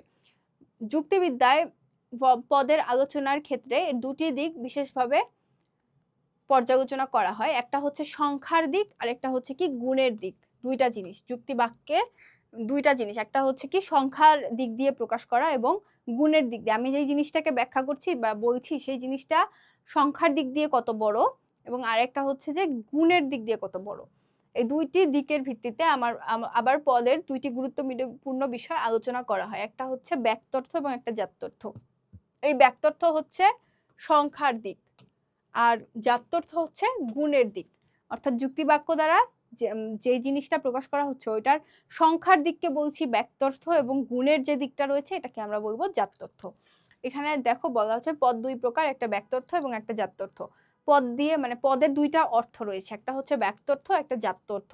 ব্যক্তর্থ দ্বারা প্রকাশ করা হচ্ছে সংখ্যা বা পরিমাণের দিক, জাত্যর্থ দ্বারা প্রকাশ করা হচ্ছে গুণের দিক। এটা মনে রাখলেই তোমাদের পরের অংশটুকু বুঝতে অনেক ইজি হবে। ব্যস্তার্থ, ব্যস্তার্থ মানে কি ডেনোটেশন, ইংলিশে বলা হয় ডেনোটেশন। একটি পদ একই অর্থে যেই বস্তু বা বস্তুসমূহের উপর প্রযোজ্য হয় তাকে ওই পদের ব্যক্তার্থ বলে। একই অর্থে যেই বস্তু বা বস্তুসমূহের উপর প্রযোজ্য হয় একটি পদ, সেই তাকে ওই পদের ব্যক্তার্থ বলা হয়। অর্থাৎ ব্যক্তার্থ হলো একটি পদের সংখ্যা, ব্যাপ্তি বা বিস্তৃতির দিক। অর্থাৎ আমি একটা শব্দ বলছি, যেমন হচ্ছে ছাত্র, ছাত্র দ্বারা কিন্তু বাংলাদেশের পৃথিবীর সব ছাত্রকেই বোঝানো হচ্ছে, তাই না? তো আমার এই ছাত্র শব্দটা দ্বারা এটার সংখ্যার দিক বা ব্যাপ্তির দিকটা অনেক বিশাল। কিন্তু আমি যদি বলি প্রাইমারি স্কুলের ছাত্র, তাহলে কিন্তু এটার পরিমাণটা আরো কমে আসলো। প্রাইমারি স্কুলের ছাত্র মানে পৃথিবীর সব প্রাইমারি স্কুলের ছাত্র, যেটা কিনা পৃথিবীর সব ছাত্রের চেয়ে পরিমাণটা অনেক কম।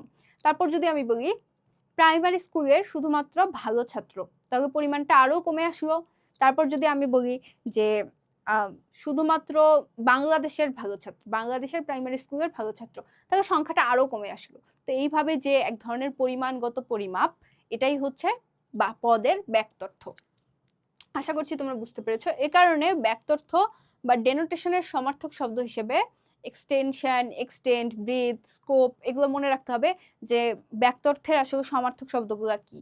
Extend, extension, breadth, scope, domain, sphere ইত্যাদি শব্দ প্রচলিত রয়েছে। ব্রিটিশ যুক্তিবিদ এলএস টেবিং, এখানে একজনের যুক্তিবিদের নাম দেওয়া আছে এলএস টেবিং, তিনি কি বলেছেন? তার মতে তিনি বলেছেন যে কোনো পদের ব্যক্তার্থ হবে বস্তু বা বস্তুসমূহ যার উপর ওই শব্দ বা পদটি যথার্থভাবে প্রযুক্ত হয়। কোনো পদের ব্যক্তার্থ হলো ওই বস্তু বা বস্তুসমূহ যার উপর পদটি যথার্থভাবে প্রযুক্ত হয়। অর্থাৎ আমি যেই জিনিসটা প্রকাশ করছি শব্দটা দ্বারা, সেই শব্দটার উপর যাতে ওই জিনিসটা মানে পুরোপুরিভাবে ওটা আমি অ্যাপ্লাই করতে পারি। অর্থাৎ আমি যদি ছাত্র বলি তার মানে আমি পৃথিবীর সব ছাত্রের কথা বলছি। আমি যদি মানুষ বলি তাহলে আমি পৃথিবীর সব মানুষের কথা বলছি। আমি যদি নারী বলি আমি পৃথিবীর সব নারীর কথা বলছি। যদি বাংলাদেশের নারী বলি তাহলে শুধুমাত্র বাংলাদেশের নারীর কথা বলছি। তো এইভাবে আমি যেটা বলছি সেটার উপর যাতে অ্যাপ্লাই করা যায় সেটাই হচ্ছে ব্যক্তার্থ। উদাহরণ, মানুষ পদটির ব্যক্তার্থ হচ্ছে সকল মানুষ। কেননা মানুষ পদ দ্বারা অতীত, বর্তমান, ভবিষ্যতের সকল মানুষ বোঝায়, যা সকল মানুষের উপর পদটি প্রযোজ্য হয়। তেমনি বই পদটির ব্যক্তার্থ কি? সকল বই। সকল বই মানে সব টাইপের, সব ধরনের বই, পৃথিবীর শুরু থেকে শেষ পর্যন্ত যত বই ছিল সব বই। এই বই দ্বারা আমি যদি কোনো একটা যুক্তিবাক্য গঠন করি, সেটা সত্য বা মিথ্যা হলে সেটা পৃথিবীর সব বই, আগে যা ছিল, পরে যা ছিল, বর্তমানে যা আছে, কাগজ দিয়ে তৈরি সব ধরনের বইয়ের উপরই ওই সত্যটা অ্যাপ্লিকেবল হবে, ওই সত্যটা প্রযুক্ত হবে। কেননা এর দ্বারা কেবল যুক্তিবিদ্যা, সাহিত্য বা দর্শনের বইকে বোঝায় না, বরং অতীত, বর্তমান, ভবিষ্যতের সকল বিষয়ের উপর লিখিত সকল বইকেই বোঝায়। বইপদটি সকল বইয়ের উপর সমানভাবে প্রযোজ্য হয়। জাত্যর্থ, জাত্যর্থ কি? জাত্যর্থ হচ্ছে একটি পদ যে আবশ্যিক বা সাধারণ গুণ বা গুণাবলী প্রকাশ করে, সেই গুণ বা গুণাবলীকে উক্ত পদের জাত্যর্থ বলে। মানে আমি যেই বস্তুটার কথা বলছি যুক্তিবাক্যে, সেই বস্তুটার যেই গুণগুলো রয়েছে সেই গুণগুলোকে হচ্ছে জাত্যর্থ বলা যায়। যেমন জাত্যর্থ হলো কোনো পদের সাধারণ অপরিহার্য গুণাবলী, যে গুণটা ছাড়া ওই বস্তুটা বা ওই বাক্যটা মানে ওই জিনিসটা হবে না, ওই বস্তু বা প্রাণীটা হয় না। মানে ওই বস্তু এবং জিনিসটার যে একদম অপরিহার্য গুণ, সাধারণ গুণ, সেই গুণটাই হচ্ছে জাত্যর্থ। এই গুণাবলী না থাকলে ওই পদকে আর ওই নামে আখ্যায়িত করা যায় না। যুক্তিবিদ এলএস টেবিং এর মতে কোনো পদের জাত্যর্থ হলো এমন গুণ বা গুণের সমষ্টি যা ওই বস্তু বা বিষয়টিকে ওই নামে যথার্থভাবে নির্দেশ করে। অর্থাৎ ওই নাম বললেই আমার ওই গুণগুলা মাস্ট দরকার হয়, এবং যার দ্বারা অন্যান্য বিষয়ের মধ্যে থেকে ওই বিষয়টি পর্যাপ্তভাবে আলাদা করা যায়, এবং ওই গুণগুলো দ্বারা আমি ওই যে স্পেসিফিক জিনিসটা রয়েছে ওটাকে আলাদা করতে পারি। যেমন আমি যদি নারী বলি, নারীর মধ্যে আমি কি কি গুণ পাবো? প্রথমত নারী মানে সে মানুষ, অর্থাৎ তার মধ্যে মনুষ্যত্ব থাকবে। সবার আগে সে জীব, তো তার মধ্যে জীবসত্তা থাকবে। তারপর সে একজন মানুষ, সুতরাং তার মধ্যে এক ধরনের মনুষ্যত্ব থাকবে। তারপরে যেহেতু সে নারী, সুতরাং তার মধ্যে নারীত্ব থাকবে। তো এই যে ৩টা গুণ, এবং তার মধ্যে বুদ্ধিমত্তাও থাকবে, যেহেতু সে মানুষ, জীবসত্তা, বুদ্ধিমত্তা, মনুষ্যত্ব, নারীত্ব, এই সকল গুণ থাকবে। এই সকল গুণ যার মধ্যে আমি পাবো তাকে আমি নারী বলতে পারি। এখানে উল্লেখ্য যে একটা পদের বিভিন্ন গুণ বা গুণাবলী থাকতে পারে, কিন্তু যে কোনো গুণ বা গুণাবলীকেই জাত্যর্থ বলা হয় না। একটা পদের তো অনেক রকমের গুণ থাকতে পারে, কিন্তু আমি কি সবগুলা গুণকে নিব? সবগুলা গুণকে কি জাত্যর্থ বলবো? না। জাত্যর্থ হতে হলে ওই পদের ওই গুণ বা গুণাবলী সাধারণভাবে থাকতে হবে, এবং ওই পদের জন্য বৈজ্ঞানিকভাবে আবশ্যক হতে হবে। অর্থাৎ যে গুণগুলো না থাকলে কোনো পদ হয় না, কোনো বস্তু হয় না, সেই বস্তুর ওই গুণগুলাকেই আমরা জাত্যর্থ বলবো। ওই গুণের মাধ্যমে ওই পদকে অন্য বস্তু বা বিষয় থেকে আলাদা করা যাবে। এবার উদাহরণের মাধ্যমে দেখি কি বলেছে। উদাহরণে বলা হচ্ছে মানুষ পদটির জাত্যর্থ হচ্ছে জীববৃত্তি ও বুদ্ধিবৃত্তি, কেননা এই দুইটি গুণ মানুষের মধ্যে সাধারণভাবে অবস্থান করে, এবং এই দুইটি গুণ না থাকলে কাউকে মানুষ নামে আখ্যায়িত করা যায় না। মানুষের মধ্যে অবশ্যই জীববৃত্তি থাকে এবং বুদ্ধিবৃত্তি থাকে, যেটা মানুষকে আলাদা করেছে। তো আমরা ওই সকল গুণগুলাই নিব যে সকল গুণগুলো ওই বস্তুকে অন্যান্য সকল বস্তু থেকে আলাদা করেছে। সেই গুণগুলাই হচ্ছে ওই বস্তুর জাত্যর্থ। মানুষের বিভিন্ন ধরনের গুণ থাকতে পারে, যেমন হাস্যপ্রিয়তা, সাহস, সত্যবাদিতা ইত্যাদি, কিন্তু এইসব গুণ সবার মধ্যে সাধারণভাবে অবস্থান করে। সবার মধ্যে এটা সেম ভাবে থাকে না, আবার আবশ্যিকভাবে থাকতেই হবে এমনও না। কেউ কেউ হয়তো হাসতে ভালোবাসে, কেউ কেউ হয়তো খেতে ভালোবাসে, কিন্তু সবার মধ্যে সেম জিনিস থাকে না। কিন্তু জীববৃত্তি এবং বুদ্ধিবৃত্তি প্রত্যেকটা মানুষের মধ্যেই থাকে কম বেশি। জীববৃত্তি অবশ্যই থাকতে হবে। জীববৃত্তির মধ্যে রয়েছে ক্ষুধা, ঘুম, শারীরবৃত্তীয় যে বিষয়গুলা, শারীরবৃত্তীয় চাহিদা, সেই সব কিছু হচ্ছে জীববৃত্তি। আর বুদ্ধিবৃত্তি কি? এই যে মানুষ চিন্তা করে কোনো কিছু, চিন্তা শক্তি মানুষের, বা মানুষের সৃষ্টি শক্তি, এই সব কিছু হচ্ছে বুদ্ধিবৃত্তির মধ্যে। মানুষের বুদ্ধিবৃত্তিক যে চাহিদাগুলো, এগুলো হচ্ছে বুদ্ধিবৃত্তিক। এগুলো কিন্তু সব মানুষের মধ্যেই কম বেশি থাকে। কিন্তু এই যে হাস্যপ্রিয়তা, সাহস, সত্যবাদিতা, এগুলো নট নেসেসারিলি সব মানুষের মধ্যেই থাকবে। এগুলো হয়তো কিছু মানুষের মধ্যে থাকে, আবার কিছু মানুষের মধ্যে থাকে না। তাই এইসব গুণ মানুষ পদের জাত্যর্থ নয়।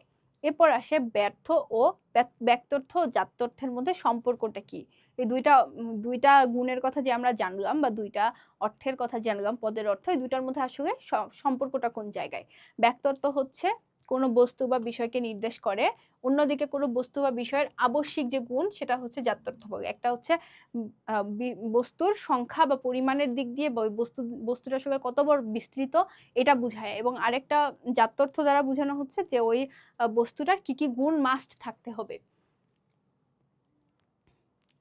অর্থাৎ ব্যক্তর্থ হলো কোনো পদের সংখ্যার দিক, এবং কোনো জাত্যর্থ হচ্ছে কোনো পদের গুণের দিক। অধিকাংশ পদেরই ব্যক্তর্থ ও জাত্যর্থ উভয়ই রয়েছে। একই পদের ব্যক্তর্থ জাত্যর্থ কখনো সমান হয় না। এটা সবসময় যে সমান হবে বিষয়টা তা না। যুক্তিবিদরা দেখিয়েছেন এর পরিমাণ সবসময় বিপরীতমুখী হ্রাস বৃদ্ধি করে। অর্থাৎ কোনো জিনিসের ব্যক্তর্থ বাড়লে জাত্যর্থ কমে যায়, আবার জাত্যর্থ বাড়লে ব্যক্তর্থ কমে যায়। দুইটা বিপরীতমুখী ভাবে কম বেশি হয়ে থাকে। যুক্তিবিদ্যার ব্যক্তর্থ ও জাত্যর্থের হ্রাস বৃদ্ধির এই নিয়মকে কি বলা হয়? The law of inverse of variation of denotation and connotation of a term. The law of, এই যে ডেনোটেশন অ্যান্ড কনোটেশন মানে কি? ব্যক্তর্থ এবং জাত্যর্থ। অফ এ টার্ম মানে কোনো একটা পদের ডেনোটেশন অ্যান্ড কনোটেশন মানে কোনো একটা পদের ব্যক্তর্থ এবং জাত্যর্থের কি বলা হয়েছে? Law of inverse of variation. Inverse মানে কি? বিপরীতমুখী। তো এটা হচ্ছে এই যে বিপরীতমুখী যে কম এবং বেশি হওয়া, হ্রাস এবং বৃদ্ধি কিসের? ওই যে পদের ব্যক্তর্থ এবং জাত্যর্থ, এইটার যে ল, সেটাকে বলা হচ্ছে যে, এই নিয়মটাকে বলা হচ্ছে a law of inverse of variation of denotation and connotation. এই নিয়মকে আমরা 4 ভাগে ভাগ করতে পারি। একটা হচ্ছে ব্যক্তর্থ বাড়লে জাত্যর্থ কমে, একটা মানে ব্যক্তর্থ যদি বেশি হয় তখন জাত্যর্থ কমে যায়। আরেকটা কি? যে ব্যক্তর্থ কমলে উল্টাটা আর কি, জাত্যর্থ বাড়ে। তারপর জাত্যর্থ বাড়লে ব্যক্তর্থ কমে, জাত্যর্থ কমলে ব্যক্তর্থ বাড়ে। তো দেখো এটা সেম, আবার এটা সেম, একই কথা, জাস্ট ঘুরিয়ে লেখা। কথাটা কিন্তু সেমই। এখানেও ব্যক্তর্থ বাড়লে এখানেও ব্যক্তর্থ বাড়ে, এখানেও জাত্যর্থ কমা এখানেও জাত্যর্থ কমা, এখানে জাত্যর্থ বাড়া এখানে জাত্যর্থ বাড়া, এখানে ব্যক্তর্থ কমে এখানে ব্যক্তর্থ কমে। তো একই জিনিস জাস্ট দুইবার এখানে মানে জিনিসটাকে ঘুরিয়ে বলা হয়েছে। ব্যক্তর্থ বাড়লে জাত্যর্থ কমে, তার মানে আমরা যদি এই দুইটা জিনিস বুঝতে পারি, তাহলে আমাদের জন্য এই বাকি দুইটা বোঝাও খুবই সহজ, কারণ এই দুইটা কথাই আসলে ঘুরিয়ে এই দুইটা বলা হয়েছে। ব্যক্তর্থ বাড়লে জাত্যর্থ কমে। যখন কোনো পদের ব্যক্তর্থ বৃদ্ধি পায় তখন জাত্যর্থ কমে যায়। কোনো পদের যদি ব্যক্তর্থ বৃদ্ধি পায় তখন জাত্যর্থ কমে যায়। কিভাবে? যদি সৎ মানুষ থেকে আমরা মানুষ এবং জীব এভাবে অগ্রসর হই তাহলে ব্যক্তর্থ বাড়বে, কেননা সৎ মানুষের তুলনায় মানুষের সংখ্যা বেশি, তাই না? আমরা যদি বলি সৎ মানুষ মানে কি? সেই লোকটার শুধুমাত্র পৃথিবীর সকল সৎ মানুষ, তাহলে এটা তো অবশ্যই মানুষের যে সংখ্যা সেটা থেকে অনেক অনেক কম হবে, কারণ সব মানুষ তো সৎ না। তাহলে ব্যক্তর্থ আমার এখানে কমে আসছে, সংখ্যা কমে আসছে। কিন্তু আমি তাহলে আমার গুণ কি বাড়তেছে? মানুষের গুণগুলো থাকতে হবে, জীববৃত্তি, বুদ্ধিবৃত্তি, এবং তার পাশাপাশি থাকতে হবে সততা। তাহলে আমার মানুষ বলতে আমরা যেটা বুঝছিলাম যে জীববৃত্তি এবং বুদ্ধিবৃত্তি দুইটা মাত্র গুণ ছিল, তার সাথে আমার সততা যুক্ত হচ্ছে, মানে তিনটা। তার মানে গুণ কিন্তু বেড়ে যাচ্ছে, কিন্তু মানুষের যে সংখ্যা সেটা কিন্তু কমে আসছে, কারণ সৎ মানুষ মানে আরো হচ্ছে মানে মানুষের সংখ্যা অনেক অনেক কমে আসবে। তাহলে ব্যক্তর্থ এখানে কমে আসতেছে, অন্যদিকে জাত্যর্থ বেড়ে যাচ্ছে। সৎ মানুষের তুলনায় মানুষের সংখ্যা বেশি, আবার মানুষের তুলনায় জীবের সংখ্যা অনেক বেশি, কিন্তু ব্যক্তর্থ বেড়ে যাওয়ার সাথে সাথে জাত্যর্থ কমতে শুরু করে, কেননা সৎ মানুষের জাত্যর্থের জীববৃত্তি, বুদ্ধিবৃত্তি, সততা, এটার তুলনায় মানুষের জাত্যর্থ কি জীববৃত্তি, বুদ্ধিবৃত্তি কম, কিন্তু মানুষের যে সংখ্যা সেই সংখ্যা কিন্তু সৎ মানুষের চেয়ে আবার অনেক অনেক বেশি। কিন্তু মানুষের যে গুণ, মানুষের গুণ কি জীববৃত্তি আর বুদ্ধিবৃত্তি, সেটা সৎ মানুষের গুণের চেয়ে কম। অর্থাৎ যদি আমি সংখ্যা বাড়াই আমার গুণ কমে আসতেছে, আবার সংখ্যা কমালে গুণ বেড়ে যাচ্ছে, বিষয়টা এরকম। এই চিত্রের মাধ্যমে দেখো তাহলে বুঝতে আরো সহজ হবে। যদি আমি জীব বলি, জীব মানে তো অনেক অনেক বেশি সংখ্যা, তাই না? জীব মানে মানুষ সহ আরো অন্যান্য যে প্রাণী রয়েছে সবাই জীব, যার জীবন আছে সেই জীব। তো এখানে বলতে সকল জীব বোঝাচ্ছে, তার মানে এক্ষেত্রে আমার ব্যক্তর্থ অনেক বেশি, তাই না? কিন্তু জীবের যদি আমি গুণ বলি, জীবের গুণ কি? জীববৃত্তি, মানে একটা মাত্র গুণ পেলাম আমি, তার মানে আমার এখানে জাত্যর্থ কম কিন্তু ব্যক্তর্থ অনেক বেশি। এরপরে জীব থেকে যদি মানুষে আসি, তার মানে আমার সংখ্যাটা কমে আসতেছে, জীবের থেকে মানুষের সংখ্যা তো কম, তার মানে আমার ব্যক্তর্থ কমে আসলো, জীবের চেয়ে কমে আসলো, কিন্তু জাত্যর্থ আবার বেড়ে গেল, জীববৃত্তির সাথে বুদ্ধিবৃত্তিও যুক্ত হলো যেহেতু মানুষ। সুতরাং আমার জাত্যর্থ একটা বেড়ে গেল কিন্তু আমার ব্যক্তর্থটা কমে আসলো। এরপরে আসে সৎ মানুষ। সৎ মানুষ কি? সকল সৎ মানুষ পৃথিবীর, তাহলে তো এটা সংখ্যাটা আরো কমে আসলো মানুষের চেয়ে, তার মানে ব্যক্তর্থ কমে গেল। এরপরে আমার একটা গুণ এখানে যুক্ত হলো, জীববৃত্তি, বুদ্ধিবৃত্তি, সততা, তার মানে আমার গুণটা বেড়ে গেল। তো এভাবে যদি দেখাই তাহলে আমরা বুঝতে পারি ব্যক্তর্থ কমলে জাত্যর্থ বাড়ে, ব্যক্তর্থ বাড়লে ব্যক্তর্থ কমলে জাত্যর্থ বাড়ে, আবার ব্যক্তর্থ বাড়লে জাত্যর্থ কমে। ব্যক্তর্থ কমলে জাত্যর্থ বাড়ে, যখন কোনো পদের ব্যক্তর্থ কমতে থাকে তখন জাত্যর্থ বেড়ে যায়। যদি আমরা সকল জীব থেকে ক্রমশ সৎ মানুষের দিকে অগ্রসর হই, এখানে আবার উল্টাটা বলেছে, ব্যক্তর্থ কমলে তখন আবার জাত্যর্থ বাড়ে। জীব থেকে ক্রমশ সৎ মানুষের দিকে অগ্রসর হই তাহলে ব্যক্তর্থ আমাদের কমতে থাকবে, কেননা সকল জীবের তুলনায় মানুষের সংখ্যা কম, কিন্তু মানুষের গুণ বা জাত্যর্থ জীবের তুলনায় বেশি হয়। জীবের কেবল জীববৃত্তি থাকে, কিন্তু মানুষের জীববৃত্তি এবং বুদ্ধিবৃত্তি দুইটাই রয়েছে, অর্থাৎ জাত্যর্থ বেশি হয়ে যাচ্ছে। আবার মানুষের তুলনায় সৎ মানুষের সংখ্যা বা ব্যক্তর্থ কম হলেও সৎ মানুষের আবার জাত্যর্থ কিন্তু বেশি, কারণ তিনটা জাত্যর্থ। ওই সেম জিনিসই এখানে দেখানো হয়েছে, জীববৃত্তি, মানুষ, সৎ, মানে ওই জিনিসটা জাস্ট ঘুরিয়ে বলা হয়েছে আর কি। তো আশা করছি যদি ক বুঝতে পারো, খ বোঝা একদমই সহজ, যে যদি আমার সংখ্যা বেড়ে যায় আমার গুণ কমে আসবে, আর সংখ্যা কমলে গুণ বেড়ে যাবে। এখন হচ্ছে জাত্যর্থ বলে ব্যক্তর্থ কমে, একই কথা। যদি যেমন ধরো সৎ মানুষ মানে কি? সৎ মানুষের তিনটা গুণ, জীববৃত্তি, বুদ্ধিবৃত্তি, সততা, এবং এইটার ক্ষেত্রে আমার সৎ মানুষ কিন্তু অনেক কম, তাইলে এটা হচ্ছে ব্যক্তর্থ কমে যাচ্ছে আর জাত্যর্থ বেশি হচ্ছে। আর মানুষ মানে কি? জীববৃত্তি, বুদ্ধিবৃত্তি। তো এখানে আবার আমার সংখ্যাটা কমে আসতেছে জাত্যর্থের, কিন্তু মানুষের সংখ্যা বেড়ে যাচ্ছে, অর্থাৎ ব্যক্তর্থ বেড়ে যাচ্ছে। তারপরে জীব মানে অনেক বেশি জীববৃত্তি, কিন্তু আমার গুণ কিন্তু একটা, তো উল্টাটা হয়ে যাচ্ছে এখানে। আশা করছি তোমরা এটা বুঝতে পারছো। যখন কোনো পদের, কারণ এটা না বোঝার কিছু নাই, অনেকই সহজ, যখন কোনো পদের জাত্যর্থ বেড়ে যায় তখন তার ব্যক্তর্থ কমতে থাকে, যেমন জীব থেকে মানুষ, মানুষ থেকে সৎ মানুষ, অর্থাৎ কমে আসতেছে। এই প্রক্রিয়ায় অগ্রসর হলে জাত্যর্থ আবার বেড়ে যায়, ব্যক্তর্থ কমতেছে কিন্তু জাত্যর্থ বেড়ে যাচ্ছে। কিন্তু সকল জীবের তুলনায় সকল মানুষ এবং সকল মানুষের তুলনায় সকল সৎ মানুষের ব্যক্তর্থ কমবে।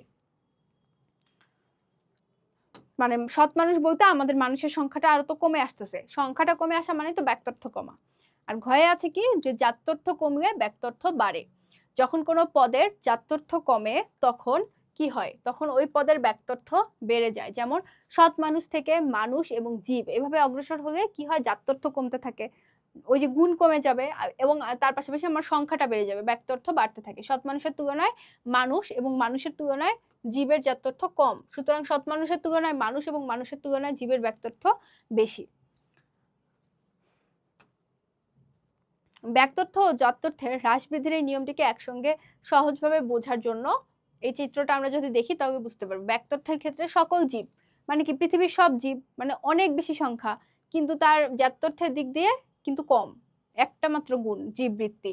আর ব্যাক্তর্থের দিক দিয়ে যখন একটু বেশি হবে, সকল মানুষ মানে কি কমে আসতেছে, জীবের সংখ্যা থেকে মানুষের সংখ্যা তো কম, তার মানে ব্যাক্তর্থ কমে আসতেছে, আর জাত্যর্থ তখন আবার বেড়ে যাবে, জীববৃত্তির সাথে বুদ্ধিবৃত্তি যুক্ত হবে। আবার মানুষের চেয়ে সকল সৎ মানুষের সংখ্যা তো আরোই কম, তো কমে গেলে তখন আবার জাত্যর্থের সংখ্যাটা বেড়ে যাবে, কারণ জীববৃত্তি বুদ্ধিবৃত্তির সাথে সততা যুক্ত হবে, এটা বেশি হয়ে যাবে। তাহলে আমরা দেখতে পাই এটা বাড়লে এটা কমে, এটা কমলে এটা বাড়ে। ব্যাখ্যা দিয়ে আমরা বলতে পারি, উপযুক্ত চিত্র থেকে বোঝা যাচ্ছে যে জাত্যর্থের পরিধি জীববৃত্তির বুদ্ধিবৃত্তি ও সততা যতই বড় হচ্ছে, ব্যস্তর্থের পরিধি ততই ছোট বা ক্ষুদ্রতর হচ্ছে। আবার ব্যাক্তর্থের পরিধি যতই বড় হচ্ছে, জাত্যর্থের পরিধি ততই ছোট হচ্ছে। তাই জাত্যর্থের পরিধি বাড়লে ব্যস্তর্থের পরিধি কমে যায় এবং জাত্যর্থের পরিধি বাড়লে ব্যস্তর্থের পরিধি বেড়ে যায়। ব্যাক্তর্থ জাত্যর্থের বিপরীতমুখী হ্রাস বৃদ্ধির যে নিয়ম আলোচনা করা হয়েছে তা সব ক্ষেত্রেই কার্যকর এমন হয় না, কিছু কিছু ক্ষেত্রে অকার্যকর। এটা যে সব সময় এটাই হতে থাকবে বিষয়টা তা না। কি কি ক্ষেত্রে সীমাবদ্ধতা থাকে আমরা দেখি। প্রথম, ব্যাক্তর্থ জাত্যর্থের বিপরীতমুখী হ্রাস বৃদ্ধির নিয়মটি কেবলই ক্রমিকভাবে সাজানো কোনো সমজাতীয় শ্রেণীবিন্যাসের ক্ষেত্রে প্রযোজ্য, যেমন প্রাণী থেকে মানুষ থেকে সৎ মানুষ, এটা কিন্তু ক্রমিকভাবে সাজানো, কিন্তু ক্রমিকভাবে সাজানো না টেবিল চেয়ারের সাথে আমি ফলমূল মিলাতে পারবো না, টেবিল চেয়ারের সাথে আমি আমার বই খাতা মিলাতে পারবো না। সো যেই জিনিসটা সমজাতীয় না, সেম সেম সেম শ্রেণীর না, সেটা কিন্তু আমি এই ব্যাক্তর্থ জাত্যর্থের মাধ্যমে দেখাতে পারবো না। যেমন এখানে বলা হচ্ছে কি যে যেসব ক্ষেত্রে কোনো পদকে জাতি উপজাতি শ্রেণী উপশ্রেণী আকারে ক্রমিকভাবে সাজানো যায় না, সেই সব ক্ষেত্রে এই বিষয়টি কার্যকর নয়।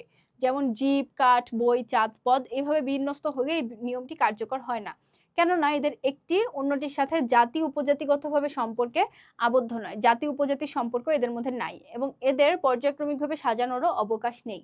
কিন্তু জীব, মানুষ, সৎ মানুষ এদের পর্যায়ক্রমিকভাবে সাজানো যায়, কারণ এই সবগুলোই প্রাণী এবং সবগুলোই আলটিমেটলি জীব, একই শ্রেণীর বা একই উপশ্রেণী, সব বাকিগুলো হচ্ছে উপশ্রেণী, এই জীবের উপশ্রেণী, তাই এটাকে ক্রমিকভাবে সাজানো গিয়েছে এবং এরা জাতি উপজাতিগতভাবে সম্পর্কেও আবদ্ধ, তাই এদের ক্ষেত্রে নিয়মটি কার্যকর। তাহলে আমার এখানে ব্যক্তত্ব জাত্যর্থের নিয়ম হওয়ার জন্য দুইটা জিনিস লাগবে, একটা হচ্ছে ক্রমিকভাবে সাজানো যাতে যায় সেটা দেখতে হবে, এবং আরেকটা হচ্ছে কি যে শ্রেণী এবং উপশ্রেণীর যে সম্পর্ক থাকে সেই সম্পর্কের সম্পর্কিত থাকতে হবে। দুইটি নির্দিষ্ট ব্যাক্তর্থ বিশিষ্ট একক পদের ক্ষেত্রে নিয়মটি কার্যকর নয়।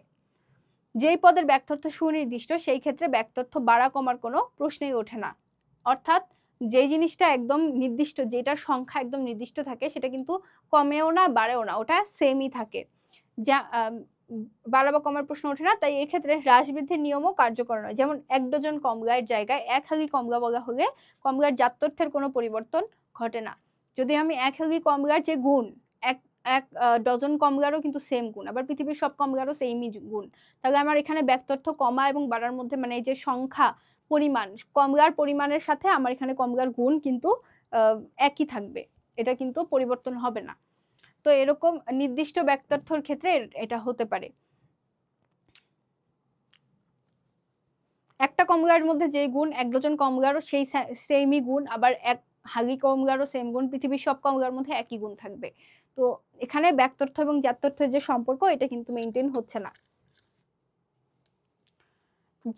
তারপর কি জাতীয় কোনো বিষয়ের সংখ্যাগত পরিবর্তন আবশ্যিক গুণের পরিবর্তন, এই ধরনের এই সেম জাতীয় কোনো বিষয়ের সংখ্যাগত পরিবর্তন আবশ্যিক গুণের পরিবর্তন ঘটায় না। 3 কি কোনো পদের নতুন কোনো জাত্যর্থ আবিষ্কৃত হলেও সেই ক্ষেত্রে ব্যাক্তর্থ পরিবর্তিত হয় না।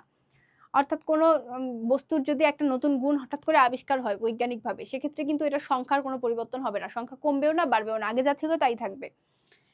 যেমন বৈজ্ঞানিক গবেষণা বা কোনো যৌক্তিক আবশ্যিকতায় যদি কোনো পদের কোনো নতুন জাত তথ্য আবিষ্কৃত হয়, তবু এই পদের ব্যাক তথ্য একই থাকে। যদি আমি এখন বলি যে মানুষের একটা নতুন গুণ বের হলো, নতুন একটা বৈশিষ্ট্য বের করলো বিজ্ঞানীরা, যেই বৈশিষ্ট্যটা বের হলে কি মানুষের সংখ্যা কমে আসবে? কারণ গুণ তো বেড়ে যাচ্ছে। না, সেটা কিন্তু হবে না। কারণ বিষয়টা হচ্ছে যে কিছু, কিছু জিনিসের হঠাৎ করে একটা গুণ বেড়ে যেতে পারে। তার ফলে কিন্তু ওইটার ব্যাক তথ্য কমে আসবে না। যেমন পানির আবশ্যিক গুণাবলী বা জাত তথ্য হচ্ছে অক্সিজেন ও হাইড্রোজেনের নির্দিষ্ট অনুপাতের মিশ্রণ। এখন পানির মধ্যে যদি অন্য কোনো মৌলিক গুণাবলী খুঁজে পাওয়া যায়, তখন কি হবে? তবু এর পরিমাণগত, তাহলে কিন্তু পৃথিবীর পানির পরিমাণ তখন কমবে না, যেটা আগে ছিল সেটাই থাকবে। গুণের আবিষ্কারের কারণে ওটা কমবেও না, বাড়বেও না। অর্থাৎ নতুন গুণের আবিষ্কার আসলে ব্যাক তথ্যকে প্রভাবিত করে না। কোনো কোনো বিশেষ ক্ষেত্রে ব্যাক তথ্য বাড়লেও জাত তথ্য বাড়ে না। যেমন সৌরজগতের 11টি, এটা বিশেষ কিছু ক্ষেত্র থাকে না কিছু নিপাতনের সিদ্ধ নিয়ম, যেখানে কখনো অ্যাপ্লাই হয় না সেরকম কোনো নিয়ম। যেমন সৌরজগতে 11টি গ্রহ আছে, যদি বৈজ্ঞানিকরা আরও একটি গ্রহের সন্ধান পান, তাতে করে গ্রহের ব্যাক তথ্য বাড়লেও এর আবশ্যিক গুণাবলী অর্থাৎ জাত তথ্যের পরিবর্তন হওয়ার সম্ভাবনা থাকে না। যদি এখানে একটা নতুন গ্রহের সন্ধান পায়, তাহলে কি হলো যে গ্রহের সংখ্যা একটা বেড়ে গেল, মানে ব্যাক তথ্য বেড়ে গেল। এতে কি এর আবশ্যিক গুণাবলী কমে আসবে? না, কমে আসবে না। গ্রহগুলোর যেই গুণ আগেও ছিল এখনো তাই থাকবে। সুতরাং এগুলো হচ্ছে বিশেষ কিছু ক্ষেত্র। তাই কোনো পদের ব্যাক তথ্য বাড়লেই যে জাত তথ্য কমে যাবে এমনটি অপরিহার্য হয় না।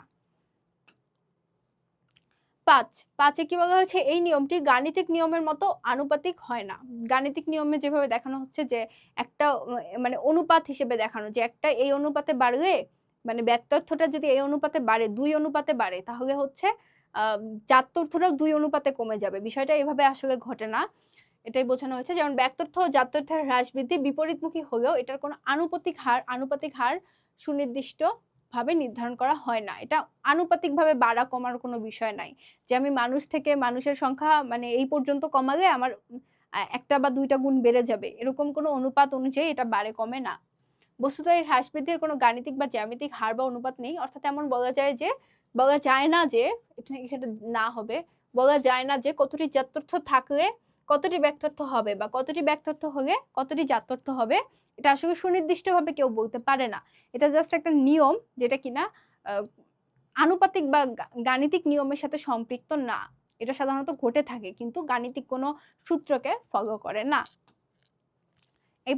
এই পর্যন্তই আমাদের প্রথম লেকচারটা ছিল তৃতীয় অধ্যায়ের। তো আশা করছি তোমাদের প্রথম অংশটুকু বুঝতে কোনো সমস্যা হয় নাই। আমরা পরবর্তী যে লেকচারগুলো রয়েছে সেই লেকচারগুলোর মাধ্যমে বাকি অধ্যায়টুকু শেষ করার চেষ্টা করব।